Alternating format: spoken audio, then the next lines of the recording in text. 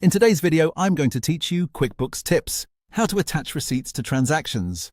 Attaching receipts to your transactions in QuickBooks is a simple habit that can make your bookkeeping much cleaner and easier to manage.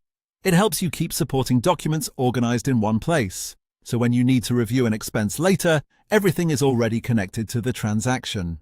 To get started, go to the top left corner of QuickBooks and click the plus icon.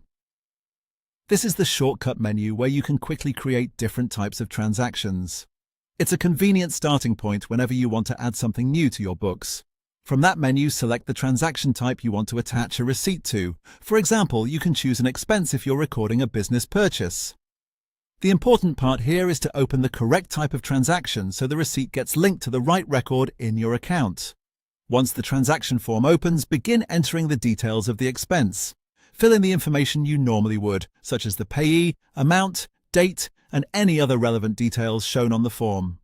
As you work through the transaction, you'll see an attachment field. This is the section that allows you to add supporting files directly to the transaction. Next, click the attachment field to upload your receipt. When the file window appears, locate the receipt you want to use from your computer or device. This could be a scanned paper receipt, a digital receipt, or an image file as long as it's saved and ready to upload. Now upload the receipt to attach it to the transaction. Once it finishes uploading, the file will be connected to that specific entry in QuickBooks. That means if you ever come back to review the expense, the receipt should be right there with it, making documentation much easier to track. A helpful tip is to quickly double-check that the correct file has been attached before moving on. This can save time later and help avoid confusion if you're reviewing records during tax season or reconciling expenses. And that's it. That's all you need to do to attach a receipt to a transaction in QuickBooks.